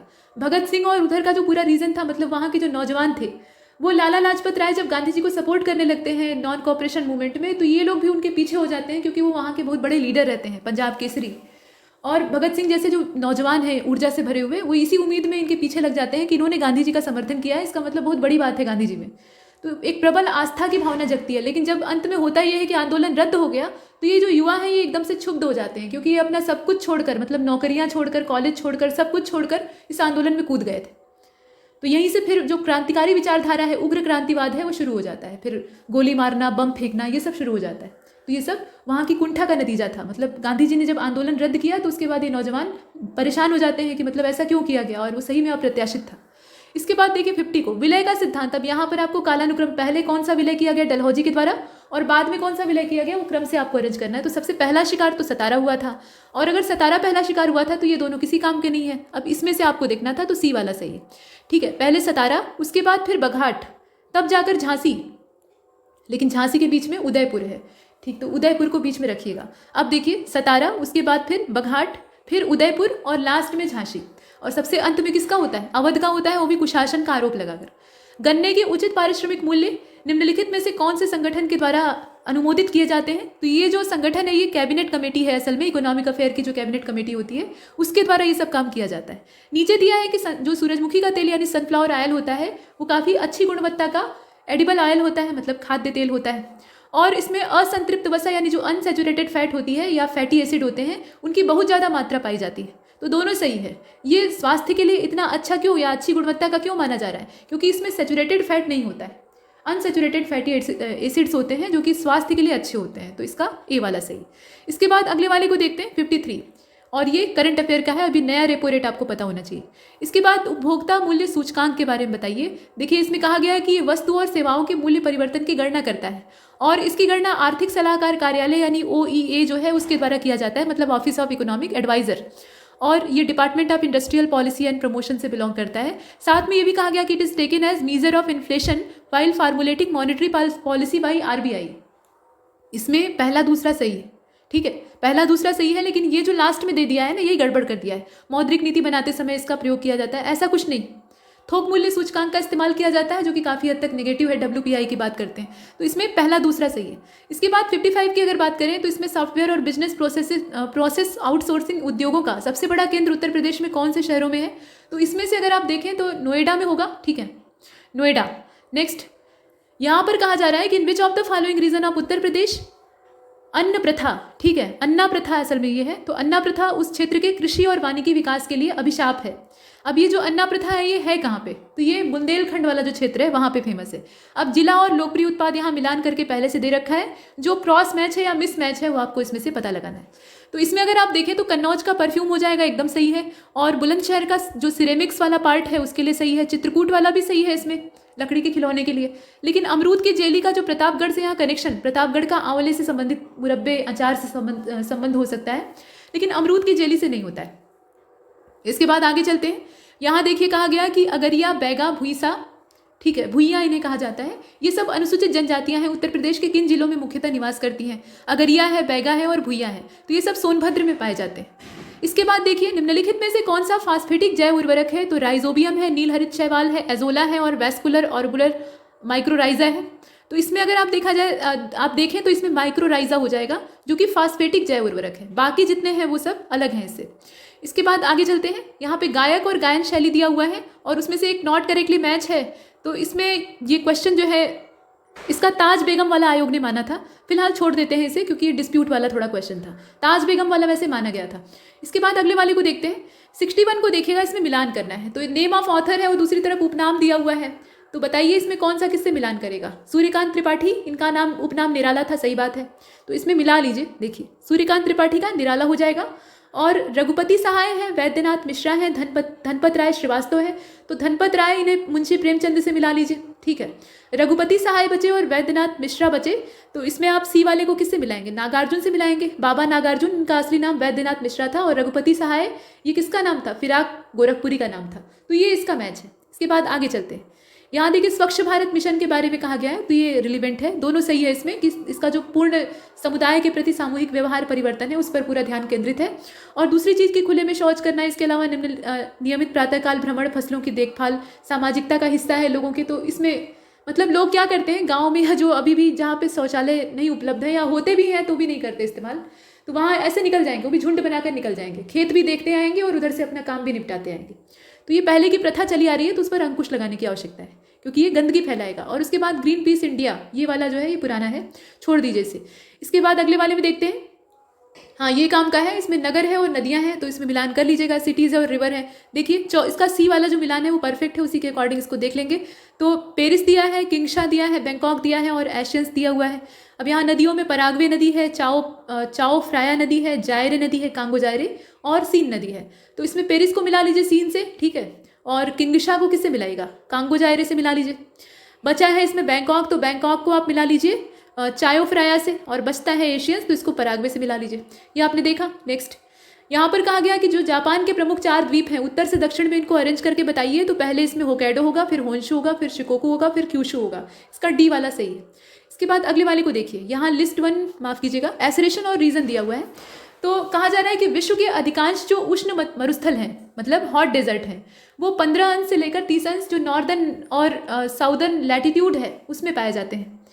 और इसके अलावा जो मध्य महाद्वीप है, मतलब यहाँ पे ये कहने का तात्पर्य है कि जैसे ये हमारी अर्थ है, बीच में इक्वेटर है, तो 15 अंश से लेकर जो 30 अंश का उत्तरी अक्षांश वाला यहाँ नॉर्दर्न हेमिस्फीयर वाला नॉर्दर्न लैटिट्यूड वाला पोर्शन है वहाँ पे, और उतना ही साउदर्न लैटिट्यूड का जो पोर्शन है वहाँ पे महाद्वीपों के बीच वाले हिस्से या उसके जो पश्चिमी किनारे हैं वहाँ पे पाए जाते हैं, ठीक है। ऐसे अधिकांश मरुस्थल हम देखते हैं। कारण ये है कि जो ट्रेड विंड होती हैं वो अपने मॉइस्चर को यहाँ तक आते आते खो देती हैं।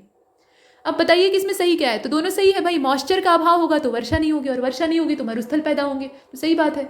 और लैटिट्यूड भी ठीक दिया है। इसके बाद अगले वाले को देखिए, परियोजना है और नदियां हैं, बहुत तेज क्वेश्चन आता है इससे। तो उकाई है, इसके अलावा जयकावड़ी है, खड़क वासला है और मयूराक्षी है। इसमें देखिए उकाई का क्या हो जाएगा? तापी हो जाएगा। और जयकावाड़ी का जो है ये गोदावरी से मिला लीजिए। साथ में खड़क वासला है, तो इसको आप किससे मिलाएंगे? अम्बी से मिला लीजिए। और बचा है मुथा, तो मुथा को आप मिला लीजिए मयूराक्षी से। इसके बाद अगले वाले को देखते हैं। ग्रीस के संदर्भ में विचार कीजिएगा। तो ग्रीस ने कैटरीना सोकेला रोपोलू, इनको देश के इतिहास में पहली महिला राष्ट्रपति चुना है। तो हालांकि ये करंट अफेयर का है, लेकिन इसमें अगर आप देखें तो दोनों सही था। पहली महिला राष्ट्रपति के तौर पर यह अपॉइंट हुई थी। अब इसके बाद आगे चलते हैं। यहाँ कोयला क्षेत्र और अवस्थिति पूछा है। तो माकुम है, नामचिक है, गिरिडीह है और सोहागपुर है। इसका पहला वाला ही सही है, यानी पहले से ही मैच है। माकुम की लोकेशन असम में है, नामचिक जो है नामचिक नामफुक ये अरुणाचल वाला हो गया। गिरिडीह जो है ये असल में गिरिडीह ही से कहा जाता है, झारखंड में है। और सोहागपुर मध्य प्रदेश में, पहला सही है। इसके बाद अगले वाले को देखिए, रेलगाड़ी वाला क्वेश्चन, हानि लाभ वाला क्वेश्चन, मूलधन और चक्रवृद्धि ब्याज वाला क्वेश्चन, हाँ राजकोषीय घाटे वाला क्वेश्चन, करंट अफेयर सब बेकार, छोड़ दीजिए। अब यहाँ देखिए, निम्नलिखित में से जो क्रेडिट रेटिंग एजेंसी है उन पर विचार कीजिएगा। तो यहाँ केयर दिया है, ICRA है और इसके अलावा क्रिसिल है। तो इसका जो अरेंजमेंट है उलट दीजिए, सही हो जाएगा, ठीक है। कालानुक्रम में आपको अरेंज करना था, तो सबसे पहले क्रिसिल, उसके बाद ICRA और अंत में केयर। नेक्स्ट, सार्वजनिक क्षेत्र के बैंकों पर हाल ही में एक एकीकरण का जो लाभ, मतलब एकीकरण करने का जो इसमें प्रोसेस चल निकला है, उसके लाभ लक्षित हैं। अब किस चीज़ का लाभ यहाँ से प्राप्त होगा वो आपको बताना है। तो पैसे की पैमाने की मितव्ययिता होगी, पूंजी तक आसान पहुँच होगी, विश्व स्तरीय आकार के बैंक बनेंगे इससे, और जो व्यापक भौगोलिक क्षेत्र है उसका विस्तार होगा। सभी है, सभी इसमें कारण हो सकते हैं। शास्त्रीय संगीता उपनाम ये किसका है? तो महाभारत का है, ठीक है। शत सहस्त्री इसको कहा जाता है, ठीक है।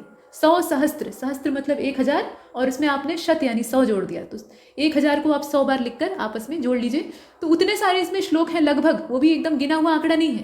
पहले इसका मूल नाम जय संहिता था जिसमें कि सिर्फ 8000 श्लोक थे, लेकिन बाद में उसमें संख्या, बाद की जो घटनाक्रम है या पूरी जो महाभारत के आसपास की कहानियां हैं उसको जोड़कर उसे तैयार किया गया, तो ये शत सहस्त्री संहिता के नाम से जाना गया महाभारत। इसके बाद कार्दमिक क्षत्रपों ने निम्नलिखित में से किस धातु में अति दुर्लभ सिक्कों का प्रचलन करवाया था? तो ये कॉपर थे, ठीक है। क्षत्रप्स जो थे उनके बारे में कहा गया है। फिलॉसफी और मेथड टू अचीव सॉल्वेशन यानी निर्वाण की प्राप्ति के बारे में जो तरीका बताया गया है वो आपको बताना है। तो यहाँ पर कुछ दर्शन है, जैसे कि न्याय दर्शन है, मीमांसा है, सांख्य है और वेदांत है, मिलान करके आपको देखना है। अब इसमें बी वाला सही है, मतलब बी वाले के अकॉर्डिंग अगर आप देखेंगे तो न्याय दर्शन का लॉजिकल थिंकिंग हो जाएगा, ठीक है। मीमांसा का क्या हो जाएगा? परफॉर्मिंग वैदिक रिचुअल्स, इसके सहारे हम मोक्ष प्राप्त कर सकते हैं। सांख्य दर्शन में ये कहा गया है कि जो एक्विजिशन है रियल नॉलेज का, मतलब सच्चे ज्ञान की प्राप्ति करके हम इसे प्राप्त कर सकते हैं। और वेदांत दर्शन में खुद के बारे में अगर हम जानते हैं तो हमें निर्वाण या मुक्ति की प्राप्ति, मोक्ष की प्राप्ति हो सकती है। इसके बाद 81 में आपसे कहा जा रहा है कि निम्नलिखित में से दो शासकों के बीच में 17 मई 1540 में कन्नौज के पास युद्ध होता है। तो किसके बीच में होता है बताने की जरूरत नहीं है, आप भी जानते हैं, शेरशाह और हुमायूं। ये निर्णायक युद्ध होता है। उसके बाद हुमायूं को देश की सीमा से बाहर शेरशाह खदेड़ देता है। इसके बाद देखिए निम्नलिखित में से किस प्रमुख कारण से महात्मा गांधी ने 1922 का जो असहयोग आंदोलन है उसे वापस, देखिए कारण पीछे का तो बहुत गहरा था। गांधी जी उस आंदोलन को रद्द करना चाहते थे और सविनय अवज्ञा स्टार्ट करना चाहते थे क्योंकि उसमें बहुत ज़्यादा सफलता मिल नहीं रही थी और भी कई कारण थे। तो उन्हें एक मौका चाहिए था और मौका यहाँ मिला था चौरी चौरा के तौर पे। तो चौरी चौरा जो कांड था वही तत्कालिक कारण था। इसके बाद नीचे कहा गया कि गदर पार्टी से संबंधित कौन नहीं है, तो लाला हरदयाल है, ठीक है। बाकी अगर आप देखें तो रामचंद्र भी इससे शामिल है और बरकतुल्ला, लेकिन खुदीराम बोस का इससे कोई कनेक्शन नहीं था। नीचे विद्रोह और समय दिया है, अच्छा क्वेश्चन है, इससे प्रश्न बनते हैं। नील रिबिलियन है, जयंतिया है, कुकी विद्रोह है और कूका विद्रोह है, दोनों अलग अलग हैं, ध्यान दीजिएगा, एक पूरब एक पश्चिम। तो बताइए इसमें कूका रिवोल्ट के जो मैचिंग किया है ना वो सही नहीं है, बाकी सभी मैच एकदम परफेक्ट है, उसको देख लीजिएगा, लेकिन कूका रिवोल्ट का जो दिया है वो परफेक्ट नहीं है। इसके बाद अगले वाले को देखते हैं। निम्नलिखित नेताओं में से किसने कहा था कि मैं तो एक भारतीय नगाड़ा हूं जिसका कार्य सोते हुए को जगाना है, वे अपनी मातृभूमि के लिए जागे और कार्यरत हों? तो एनी बेसेंट इनका नाम था, ठीक है। इसके बाद अगले वाले को देखिए, कौन सा पोषक तत्व दलहनी फसलों में गांठ गठन के लिए आवश्यक है? तो बोरान चाहिए होता है। अब यहाँ नाइट्रोजन आप भूल कर मत लगा लीजिएगा, दालों को चाहिए होता है नाइट्रोजन, लेकिन यहाँ पे बोरान होगा जो गांठ बनती है उसके लिए। इसके बाद अगले वाले को देखते हैं। 1 किलोग्राम नाइट्रोजन की आपूर्ति के लिए कितना यूरिया आपको चाहिए होगा? तो कम से कम 2.2 किलो तो चाहिए ही, तब उसमें से कहीं जाकर आधा नाइट्रोजन हमें प्राप्त होगा। इसके बाद मतलब आधा मिलता है, जैसे आप 1 किलो यूरिया डालेंगे तो करीब आधा किलो जो नाइट्रोजन है वो उतने अमाउंट में मिलेगा। इसके बाद अगले वाले को देखें, मिट्टी के संबंध में इसमें से सही कौन सा है? ऊसर मिट्टी के बारे में कहा गया है, ठीक है। तो ऊसर मिट्टी में कुछ पैदा नहीं होता है, अब इसमें चूने का प्रयोग करके इसको सुधारा जा सकता है। अगर कोई मिट्टी ऊसर है तो वहाँ रेह ही सिर्फ होगी, मतलब ऊपर से रेह जैसा जो परत है वो उखड़ेगा, लेकिन पौधे वहाँ बढ़ेंगे ही नहीं, सही नहीं होंगे। तो चूने का उपयोग करके इसको सुधारा जा सकता है। इस मिट्टी का पीएच मान 7 से ज़्यादा होता है और इस मिट्टी में धान की फसल उपजाई जा सकती है। तो दूसरा तीसरा सही है, लेकिन चूने का उपयोग करके इसको सुधारा नहीं जा सकता है, ठीक है। इसको सुधारने के और तरीके हो सकते हैं, लेकिन चूने का इस्तेमाल इसे और बिगाड़ देगा। इसके बाद अगले वाले को देखते हैं, ये करंट अफेयर का है, स्किप करिए। क्वेश्चन नंबर 90 में कहा गया, अब ये भी करंट अफेयर का है, तैरता हुआ सौर ऊर्जा, माता टीला बांध और रिहंद डैम इस प्रकार से दिया हुआ है, तो ये रिहंद डैम पे बना है। इसके बाद नीचे देखिए, भारतीय दलहन अनुसंधान संस्थान कानपुर में है। कौन सा जिला संतरे का सबसे ज़्यादा उत्पादन करता है? यूपी में अगर देखा जाए तो सहारनपुर है। संस्थान और अवस्थिति आपको मिलानी है, तो यहाँ मिलान इसका कौन सा हो जाएगा? सी वाला हो जाएगा, उसी के अकॉर्डिंग कर लीजिए। देखिए वीवी गिरी नेशनल लेबर इंस्टीट्यूट जो है उसको मिला लीजिए नोएडा से, ठीक है। Indian institute of vegetable research इसको मिला लीजिए वाराणसी से, सब्जी अनुसंधान वाला। पंडित दीनदयाल उपाध्याय पशु चिकित्सा विश्वविद्यालय इसको आप मिलाइए मथुरा से, और रीजनल रेल ट्रेनिंग इंस्टीट्यूट ये गाजीपुर जिले से मिला लीजिए, ये वाला हो गया। नीचे 2 कथन दिए हैं, एक दूसरे के कारण के तौर पे उन्हें एक बार देख लीजिएगा। तो अस्पृश्यात्मक संरचना जो है या अस्पृश्यता संरचनात्मक हिंसा का सबसे खराब स्वरूप होता है और अस्पृश्यता के चलन का आधार धार्मिक स्वीकृति होती है। तो इसमें दोनों सही है। देखिए छुआछूत जो है वो धार्मिक पैमानों के आधार पर ही तो पनपी है, वर्ण व्यवस्था और उसके बाद फिर भेदभाव, धर्म आधारित भेदभाव, फिर वहीं से अस्पृश्यता जन्म लेती है, तो ये दोनों सही है। इसके बाद अगले वाले को देखिए, इसमें कहा जा रहा है कि ग्रामीण जनसंख्या खुले में शौच करना अपने स्वास्थ्य के लिए खतरा नहीं मानती है। पवित्रता और अपवित्रता से जुड़े हुए सामाजिक सांस्कृतिक मानदंडों ने लोगों को घर में शौचालय के निर्माण से रोका है। बहुत अच्छा इसमें दिया हुआ है, सही बात है, यही कारण है। लोग ये सोचते हैं कि घर में अगर शौचालय बनवा लेंगे तो वो धर्म भ्रष्ट हो जाएगा, फिर ऐसा नहीं हो सकता। मतलब उसी घर में रसोई बन रही है, उसी घर में पूजा हो रही है और उसी घर में हम शौचालय का भी काम करें, तो ये मतलब एकदम से भ्रष्ट वाली स्थिति है। तो ये हम नहीं करेंगे और इसीलिए हम जाएंगे लोटा लेकर बाहर। तो ये मानसिकता अभी भी लोगों के दिमाग में है। ये नहीं सोचते हैं कि बाहर वो पर्यावरण को दूषित कर रहे हैं। तो अब बताइए इसमें कौन सा होगा? दोनों सही है, लेकिन यहाँ व्याख्या जो आपस में है ना वो सही नहीं। दोनों अपनी अपनी जगह सही है, ठीक है, लेकिन व्याख्या सही नहीं। इसके बाद आगे चलते हैं, अगले वाले को देखिए। 98 में कहा जा रहा है कि कौन सा कोलकाता के उन 4 नवीनीकृत विरासत भवनों में शामिल नहीं है जिन्हें कि, अब ये देखिए नवीनीकृत जो विरासत भवन है उनके बारे में थोड़ा सा जानना चाहिए। यहाँ पर जो राइटर्स बिल्डिंग है वो उससे बाहर है, बाकी सभी उसमें शामिल हैं, तो इसको याद रखिएगा। विक्टोरिया मेमोरियल हॉल भी उसमें शामिल है, मेटकाफ हॉल भी शामिल है। विश्व स्वास्थ्य संगठन का नया डाटा देख लीजिएगा, यहाँ भी 2020 का डाटा है, ये सब पुराना है, सब पुराना है। इसके बाद आगे चलते हैं। हाँ, ये देखिए अजरबैजान की राजधानी बाकू निम्नलिखित में से किस सागर के किनारे है? तो बाकू जो है वो कैस्पियन सी के किनारे है। कैस्पियन सागर, अरल सागर, इसके अलावा काला सागर और मेडिटेरियन सी, इन सब के बारे में इनके चारों ओर बसे हुए देशों को देख लीजिएगा एक बार, और कौन सी नदी किस में जाकर गिरती है ये भी। 106 को, ये सब रिवीजन के लिए बताया जा रहा है, पढ़ा आपने पहले से होगा, बस उन सेक्टर्स को रिवाइज कर लीजिएगा। ग्रासलैंड और कॉन्टिनेंट दिया है, तो लानोज है, स्टेपीज है, प्रेयरी है और वेल्ड है। तो इसे मिलान करना बहुत आसान है इसमें घास के मैदान से। देखिए लानोज का क्या हो जाएगा? साउथ अमेरिका हो जाएगा। इसके बाद स्टेपीज को आप किससे मिलाइएगा? इसे यूरोप से मिला लीजिए। प्रेयरी को आप किससे मिलाएंगे? तो प्रेयरी को मिला लीजिए नॉर्थ अमेरिका से, और वेल्ड को मिला लीजिए अफ्रीका से। आगे बढ़ते हैं। बांस एक जादुई घास, अब ये करंट अफेयर का मुद्दा है। हाँ, बांस जो है वो जादुई घास और व्यावसायिक तौर पर इस्तेमाल होता है। नीचे जनजाति और क्षेत्र दिया है, उसको देखें तो खिरगिज है, बुशमैन है, एनू है और बद्दू है। जापान, अरब, एशिया, कालाहारी, मध्य एशिया और कालाहारी। मिलान करना है, सी वाला मिलान इसके लिए सही रहेगा। और उसी के अकॉर्डिंग इसको देख लेते हैं। खिरगिज का सेंट्रल एशिया हो जाएगा, बद्दुआ का यहाँ पे कालाहारी हो जाएगा। एनू को आप किससे मिलाइएगा?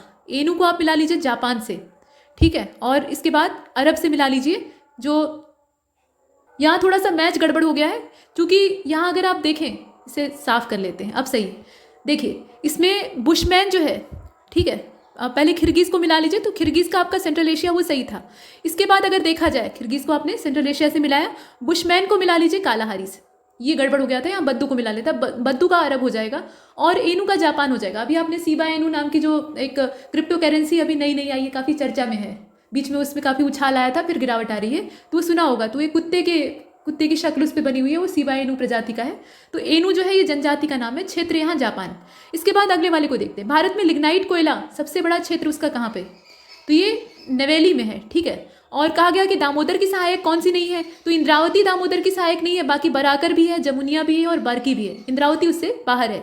नहर परियोजना और अवस्थिति आपको देखनी है, तो घाटप्रभा नहर परियोजना है, उकाई डैम है, मीरा नहर परियोजना है और जवाई है। अब यहाँ मिलान कौन सा सही नहीं है, बस वही देखना था। तो जवाई प्रोजेक्ट जो है वो तमिलनाडु में नहीं है, बाकी घाटप्रभा अगर आप देखें तो कर्नाटक में है। उकाई डैम ये आपका गुजरात हो गया। नीरा नहर जो है ये महाराष्ट्र में है। नेक्स्ट कहा गया कि उड़ीसा राज्य जो है ये क्रोमाइट का सबसे बड़ा उत्पादक है, ठीक है। इसमें सत्य यही है और बाकी जितने हैं वो गड़बड़ हैं, ठीक है। क्रोमाइट का जो सबसे बड़ा उत्पादक क्षेत्र है वो उड़ीसा राज्य। इसके बाद चांदी के लिए राजस्थान है, वो आप जानते हैं। अब यहाँ देखिए 113 को इसमें कहा गया कि लौह अयस्क भंडार में निम्नलिखित में से किस शैल समूह का संबंध दिखाई देता है? तो धारवाड़ का है, ठीक है। लौह अयस्क के मामले में धारवाड़ क्रम का है। अगले वाले को देखते हैं। सेल्वा वनों की विशेषता क्या होती है? तो सेल्वा वन जो होते हैं इनकी चौड़ी पत्ती होती है और ये सदाबहार होते हैं। सामाजिक वानिकी और पर्यावरण पुनर्वास केंद्र ये प्रयागराज हो गया। पर्यावरण सुरक्षा अधिनियम ये 1986 का है, ये आप जानते हैं। जनसंख्या के लिहाज से, मतलब जनगणना के लिहाज से अगर देखा जाए तो जो पॉपुलेशन डेंसिटी है उसके घटते क्रम में आपको अरेंज करना है। तो सबसे ज़्यादा पॉपुलेशन डेंसिटी कहाँ पे है? बिहार में है। उसके बाद दूसरे नंबर पे है वेस्ट बंगाल। फिर अगर इन राज्यों में से देखें तो केरल में है, तब जाकर यूपी में है। इसके बाद फिनोमिना दिया है और कंपाउंड दे रखा है, मतलब घटना, इस घटना का संबंध किससे है? तो एसिड रेन ये सल्फर डाइऑक्साइड और नाइट्रोजन के ऑक्साइड जो है उनकी वजह से होती है, तो इसको आप तीसरे से मिला लीजिए। इसके बाद फोटोकेमिकल जो स्मॉग होता है, प्रकाश रासायनिक धूम्र, वो किस वजह से होती है? वो असल में जो अनसैचुरेटेड हाइड्रोकार्बन्स होते हैं उनके दहन से होती है। और हीमोग्लोबिन के साथ संयोजन ये कार्बन मोनोऑक्साइड करती है, ऑक्सी हीमोग्लोबिन बना लेती है। ओजोन परत को क्लोरोफ्लोरोकार्बन नष्ट कर देता है, तो इसका सी वाला सही है। माइक्रोराइजा एक सहजीवी संबंध रखता है किसके साथ? तो ये सहजीवी संबंध किसका है, बस आपको ये बताना था। कवक और पौधों के बीच का सहजीवी संबंध होता है, दोनों को फायदा होता है। इसके बाद 4 स्टेटमेंट दे रखे हैं, उसमें से आपको जो नॉट करेक्ट है वो तलाशना है। तो विटामिन के जो है ये वसा में घुलनशील है, जल में घुलनशील नहीं है, यही इसमें गलत दिया है। बाकी सब सही है। कुछ विटामिन जो है वो आंत के सूक्ष्म जीवों के द्वारा संश्लेषित किए जाते हैं। हार्मोन की तरह काम करने वाले भी कुछ विटामिन होते हैं, और कुछ विटामिन जो है वो शरीर में स्टोर होते हैं। खासतौर पर जो वसा में घुलनशील विटामिन होते हैं वो शरीर में रुकते हैं, जो जल में घुलनशील होते हैं वो शरीर में ज़्यादा भंडारित नहीं हो पाते। तो यहाँ तक हमने कुछ प्रश्नों को किया है। अभी एक वीडियो और आएगा और इसमें कुछ और प्रश्नों को हम देखेंगे। इसमें इतना ही।